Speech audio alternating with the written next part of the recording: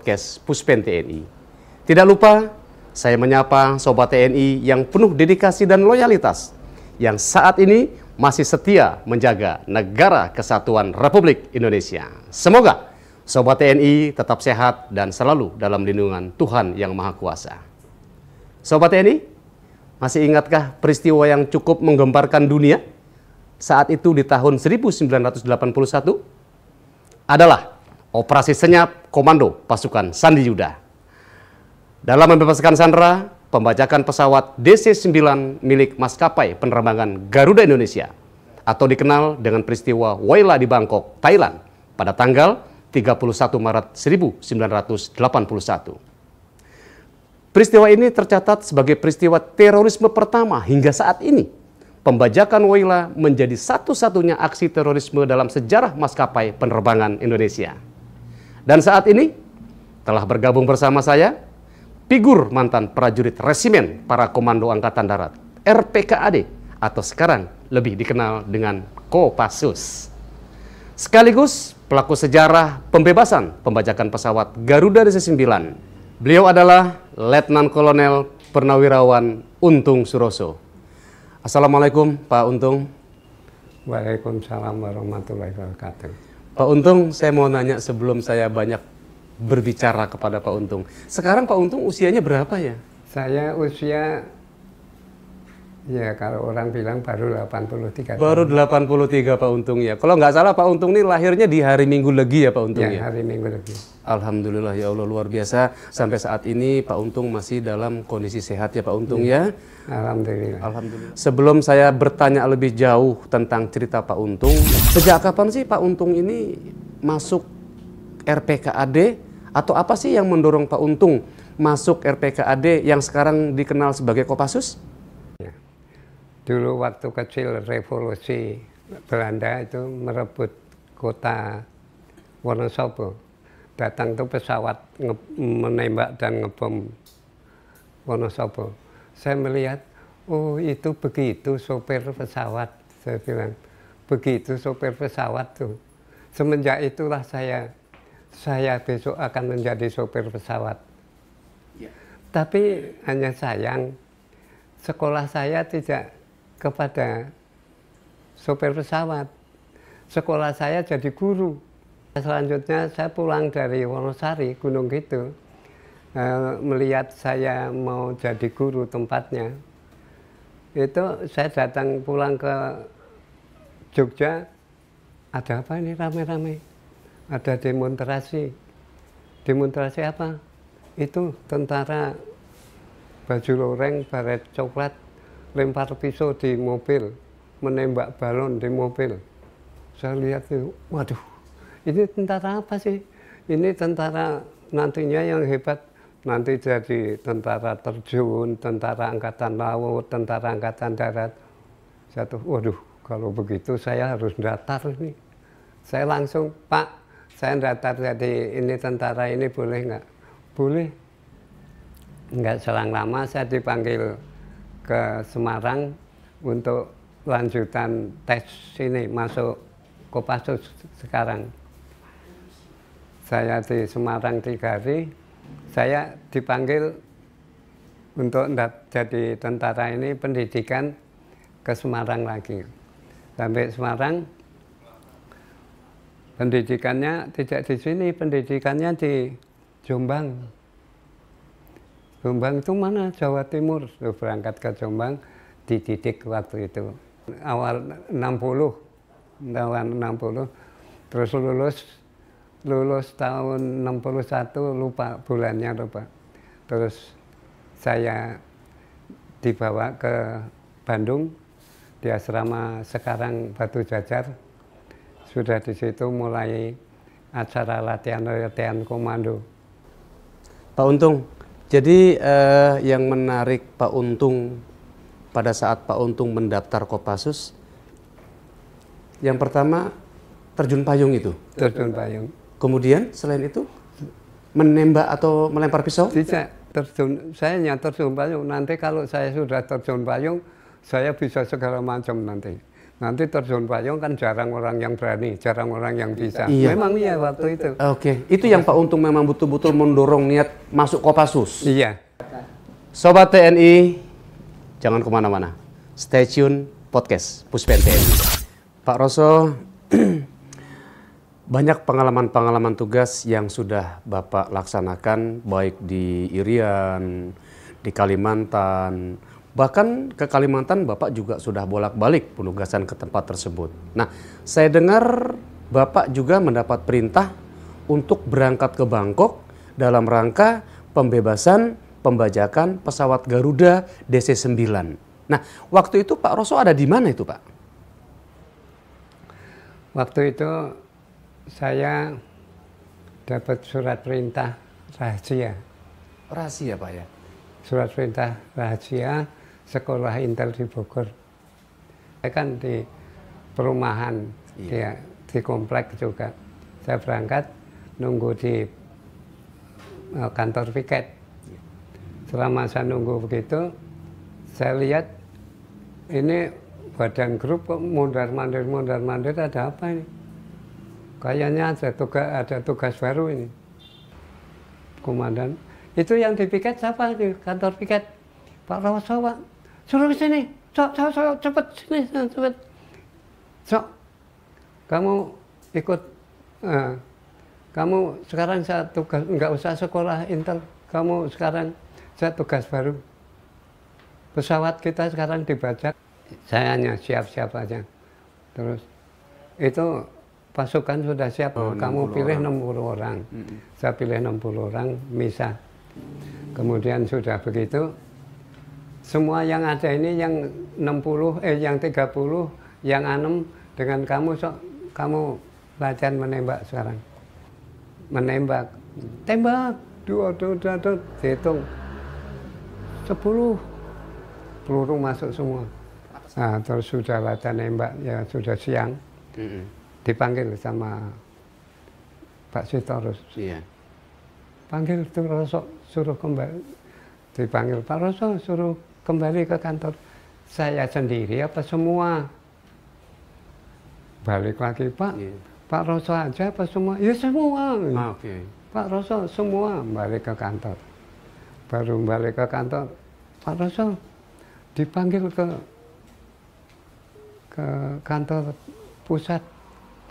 Saya bilang, waduh, sudah nggak ada sempat nih. Terus saya dipanggil ke Danjen. Setelah kembali, sudah waktunya sudah jam 3 sore. Jam 3 sore, Pak? Ya. Saya bilang, waduh, dari pagi nggak ada minuman, nggak ada makanan nih. Baru kelitih-kelitih saya mau jajan. Pak Roso, diperintahkan ke Tebet sekarang menghadap Pak Beni. Sebelum jam 4 sudah di sana. Berangkat lagi semua pakai truk. Berangkat ke Pak Beni, ke Tebet. Sampai sana, yang masuk jangan semua. Yang mau ke pesawat aja, Sok. Ya. Saya bilang, kamu ikut masuk. Sampai di dalam, ini pakai baju rompi. Ini baju apa, anti peluru. Iya. Saya pakai, dibagi pistol. Iya. Dibagi pistol, ya itu tadi Pak Beni ngomong, ini pistol kalau kamu tembakan nggak bunyi. Nah, saya bilang, memang pelurunya macet, Pak. Apa? Memang pelurunya macet. Dasar loh.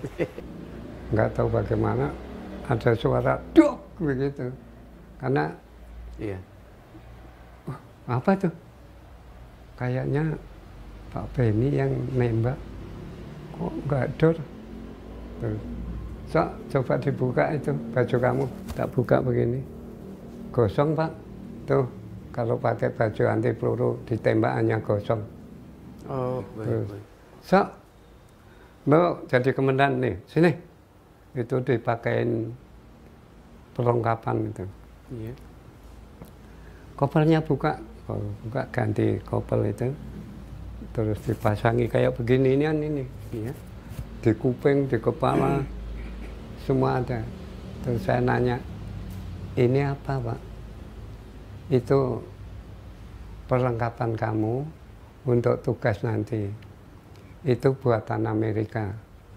Itu semua kalau kamu ngomong akan kedengaran semua radio seluruh dunia. Makanya kamu jangan ngomong sembarangan. Terus ini kacamata kamu pakai kalau memang masuk pesawat. Kalau tidak masuk pesawat jangan kamu pakai. Nanti itu di dalam kegelapan yang kayak apa gelapnya semut aja kelihatan. Jadi nanti kamu kalau pakai ini masuk ke dalam mau bunuh pembajak, kamu tahu pembajaknya itu yang mana, Pak. Nah, saya hanya nanti perintah dari saya 1, 2, serbu. Pak Roso, sepanjang Bapak mendapatkan perintah ini untuk menuju ke Bangkok, Thailand. Nah, kira-kira ada nggak sih Pak yang mengarahkan Bapak untuk melihat dulu bentuk pesawatnya, yang pesawat itu persis mirip seperti pesawat yang saat ini sedang dibajak? Waktu itu semua nggak ada yang terpikir melihat pesawat. Oh, terus? Nggak ada yang terpikir karena yang dipikirkan setelah berangkat ke Bangkok nanti ngelihat pesawat yang mau disergap. Iya. Jadi bagaimana itu teorinya pesawat itu tidak ada yang memikirkan begitu. Lantas? Lantas itu pulang dari Pak Beni, mau pulang ke Cijantung, disusul suruh balik, ternyata suruh melihat pesawat DC-9. Di mana? Di Kemayoran. Di Kemayoran. Nah itu hanya suruh belajar kunci rahasia buka pintu depan, kunci rahasia buka pintu sayap, rahasia buka pintu belakang. Hanya itu terus kembali pulang Cijantung. Sampai di jalan disusul, Pak Roso tidak langsung ke Cijantung, langsung ke Halim. Kurang lebih sampai Pasar Rebo itu. Iya. Jangan ke Cijantung, langsung ke Halim. Balik ke Halim. Nah masuk Halim, orang kan pada bingung, kita ada 30-60 orang masuk Halim, orang kan pada kaget. Mana Kopassus lagi? Iya. Terus nggak selang lama, itu peluru yang kamu bawa magazinnya tuker. Ternyata senjata yang kita bawa itu pelurunya macet. Saya bilang, pelurunya pistolnya nggak bunyi. Kok ya bener pistolnya nggak bunyi? Nggak bunyi. Iya. Terus diganti peluru, suruh nembak pohon. Coba pohon itu ditembak so. Coba kamu nembak, dia, udah ke landasan nunggu pesawat yang mau berangkat ke Bangkok. Iya. Terus jam 10 berangkat dari Halim. Jam 10 malam ya Pak ya. Baik, Sobat TNI, tetaplah stay di program podcast Puspen TNI. Jangan kemana-mana. Sebelum Bapak berangkat ke Bangkok, begitu Bapak menerima perintah itu sampai mau berangkat, yang ada dalam pikiran Bapak itu apa Pak saat itu Pak? Tidak ada pikiran apa-apa. Tidak ada pikiran apa-apa. Tidak ada. Yang ada hanya saya melaksanakan tugas sebaik-baiknya, hidup atau mati. Oh begitu. Nah kebetulan Pak, kira-kira pada saat Bapak mau berangkat ke Bangkok nih, Bapak sudahkah dapat informasi tentang jumlah pembajaknya berapa, pembajaknya asal dari mana? Apakah sudah dapat informasi? Enggak. Belum dapat. Enggak. Baik Pak, silakan lanjut. Terus berangkat ke Bangkok, sampai Bangkok itu malam apa? Terus ditampung di satu tempat, itu disediakan makanannya orang Bangkok itu, tentara Bangkok. Begitu disilakan makan, ya ada ikan ayam, ada segala macam, semua pedes. Pedes semuanya. Waduh, semua sampai saya nggak doyan makan tuh. Waduh, saya lapar, apa saya makan nasi doang ini. Terus saya makan nasi aja, yang namanya ikan ayam segala macam sudah nggak bisa karena pedes. Baik. Terus nunggu, nggak tahu bagaimana Pak Sintong itu. Udah kamu bebas sekarang, nggak jadi menyergap pesawat, kamu kalau mau tidur. Kata Pak Sintong. Kata Pak Sintong, sekarang bebas, kamu nggak jadi merebut pesawat. Sekarang kamu bebas, kalau mau tidur, mau istirahat. Baik. Nggak selang lama, ya kurang lebih 1 jam. Sok, bangunin semua anggotamu, temenmu, bangunin. Bangun. Terus gimana Pak? Persiapan saya melihat, loh, sudah jam 1. Sudah jam 1 malam. Persiapan, terus ya biasa, prajurit ngomel itu biasa. Wah, enak-enak katanya suruh tidur, sekarang dibangunin. Ini juga mungkin Pak Sintong itu bohongin kita, dianggap kita ini dibohongi, nggak jadi serangan biar kita nggak ketakutan. Oh, ya saya sendiri nggak ngerti maunya Pak Sintong itu apa. Ternyata memang benar Pak Sintong ngomong, kamu tidur, nggak jadi serangan, meredakan hati kita. Oh, begitu. Ya pada ngeledak, dapatnya ya di kursi, duduk udah. Terus dibangunin kurang lebih jam 1, naik mobil. Jangan mobil yang bagus, pakai mobil yang jelek. Nanti ya itu, kalau mobil yang bagus orang pada ngikutin kita mau kemana. Nah itu wartawan itu yang mau merekam di Bangkok itu, katanya sepanjang 2 km mengelilingi lapangan udara. Nah, lewat sini, nggak tahu blusak-blusuk di Bangkok, nggak ngerti saya. Terus kemudian sampai di satu tempat, udah di sini kita menunggu waktu. Pak Benny datang, kulak-kuluk. Ya itu, kamu ditugaskan sekali ini, tidak ada kata-kata kembali kalau kamu tidak sukses. Jadi kamu berangkat tugas dan untuk tidak kembali. Teman-teman, tidak kembali itu maksudnya apa? Ya mati, saya bilang. Goblok banget sih. Memangnya ya teman-teman itu kan kalau sama saya pada ngelecek gitu. Biar saya marah kalau ngomong gitu. Terus itu Pak Benny, kamu mau berangkat jam berapa? Kalau adat saya sih Pak, dari sini jam 4. Apa? Jam 4. Serangannya mau jam berapa? Ya nggak tahu. Serangannya mau jam berapa? Terserah. Terus diam. Kamu nanti arahnya ke sana. Iya Pak, tapi saya minta dari sini ke sana. Baru saya menuju sana. Kenapa begitu? Ini memang hitungan saya Pak. Kalau ya mungkin ini saya bisa diselamatkan, bisa berhasil karena pakai hitungan ini. Dan saya ke utara dulu, baru ke timur. Pak Benny, saya bilang kayak Pak Benny nggak ngerti aja, saya ngeremeng gitu. Dengar rupanya Pak Benny. Wah, kamu itu emangnya saya seperti kamu apa? Terus saya, ya udah kamu berangkat itu. Nah, pada waktu itu saya dikasih petunjuk. Ini kamu berangkat, kamu paling depan bawa tangga untuk pintu depan. Di belakang nanti ada cadangan untuk kamu, Pak Bagio. Oh ya, nanti karena pembajak itu, adatnya pembajak, orang pertama yang akan ditembak itu orang yang paling depan. Karena dia tahu orang yang paling depan ini komandannya. Makanya kamu nanti akan ditembak lebih dulu. Dan terus terang kamu akan mati orang pertama. Iya Pak. Terus ini cadangan Pak Bagio, kalau ada suara tembakan dor, nanti Pak Bagio lari ke depan. Ganti kamu. Nah serangan itu dilanjutkan yang mimpin Bagio. Iya Pak. Semua personil yang Bapak siapkan itu berapa? Kemudian dibagi berapa tim itu Pak? Personil yang saya bawa di dalam merebut pesawat itu hanya 6. 6 orang? 7 dengan saya. 7 dengan Bapak sebagai dantim? Ya, 2 pintu depan mengarah ke pilot, yang pintu sayap itu masuk mengarah ke tengah, pintu belakang itu mengarah ke dalam. Jadi saat itu saya pasukan saya itu sudah masuk di sasaran.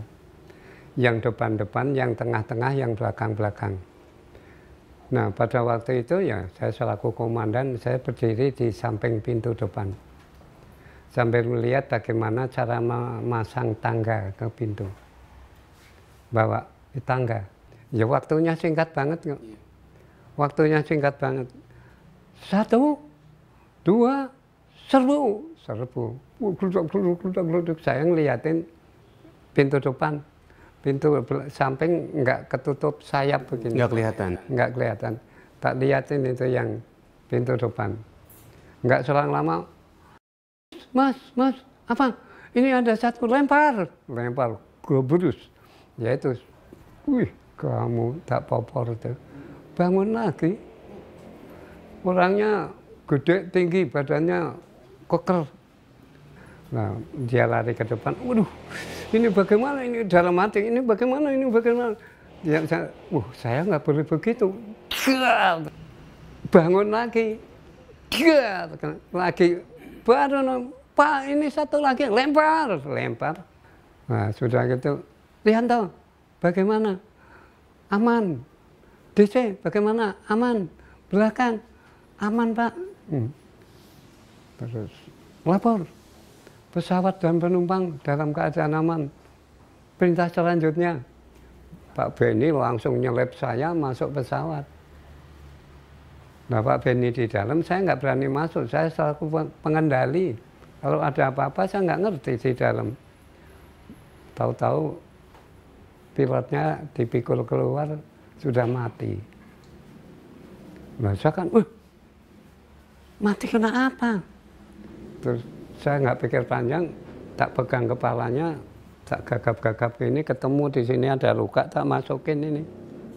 Terus tak tarik rambutnya, tak cari sini, ada ya lubang, seginilah lubangnya. Oh, berarti ini tembakan dari depan, bukan tembakan dari belakang. Saya takut tembakan dari belakang, ini anak buah saya. Kenapa kok yang ditembak pilot? Jangan sampai ada dugaan begitu. Maka saya membuktikan, saya selaku komandan, saya bertanggung jawab, nih tembakan siapa? Ya itu tak gagap ketemu lubang segini, tangan saya berdarah, tak cari belakang, ketemu kurang lebih segini. Nah terus dibawa menjauh dari pesawat. Nah terus saya naik, penumpang silakan sama DC, penumpang boleh keluar. Semua penumpang dipersilakan keluar, barang-barangnya ditinggal dulu. Wah, gerudukan kayak apa itu? Rebutan di pesawat, sudah di luar, sudah pada duduk.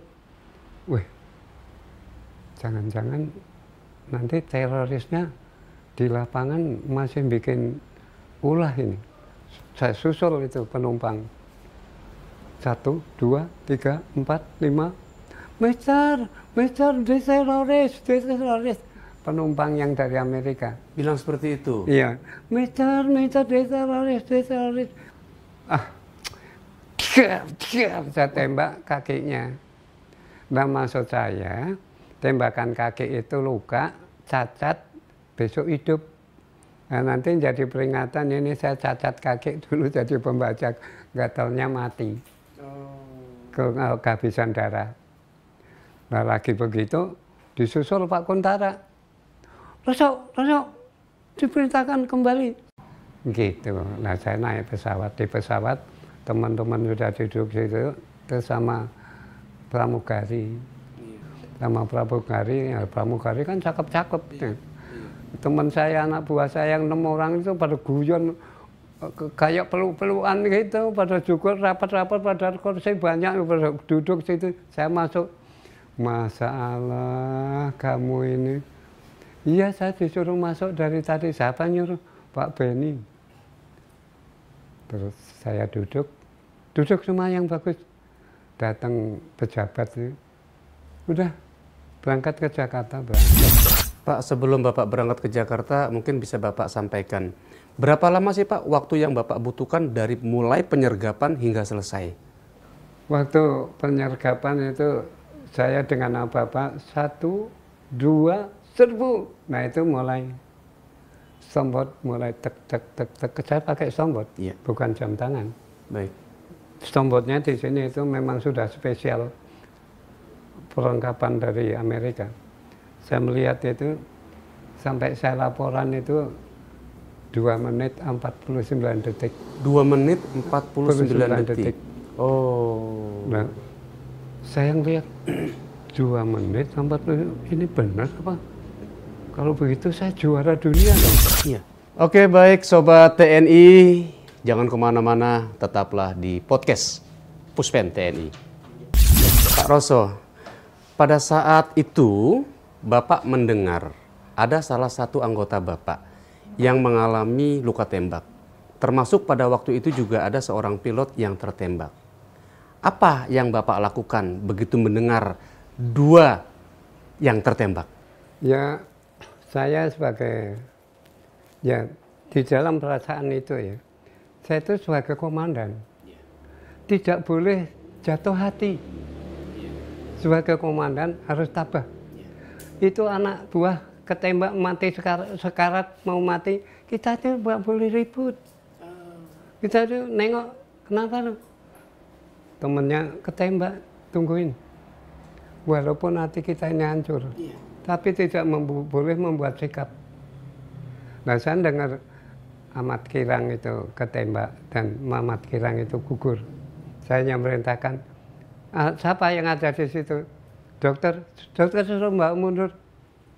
Nggak tahu bagaimana Ahmad Kirang terus dibawa ke rumah sakit oleh dokter. Nah, soal pilot itu ketembak, jadi ditembaknya itu pilot waktu pas kita ini masuk pesawat.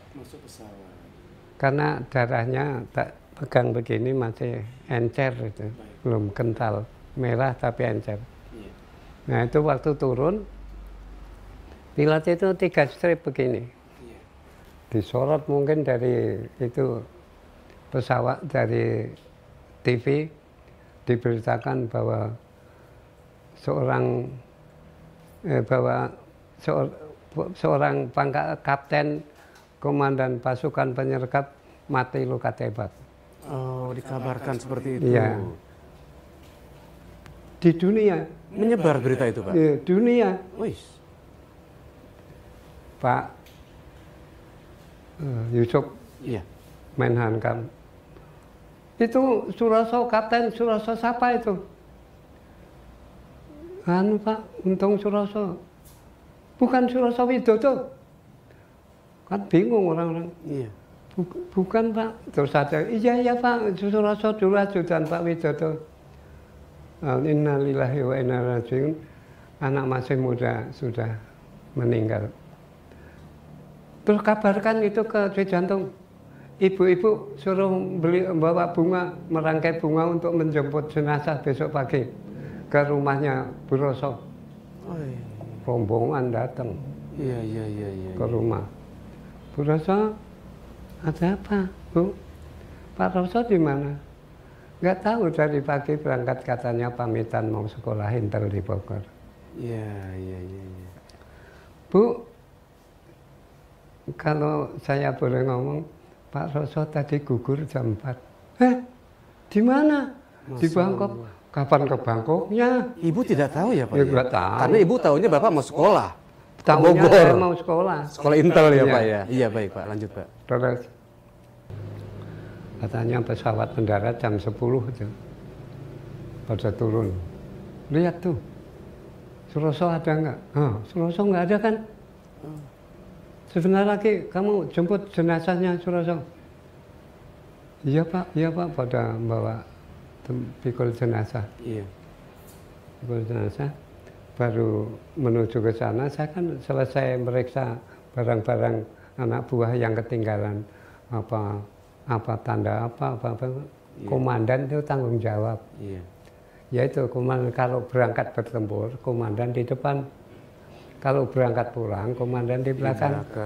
Yaitu gunanya untuk menyelidiki kalau barang ada yang ketinggal. Iya, baik.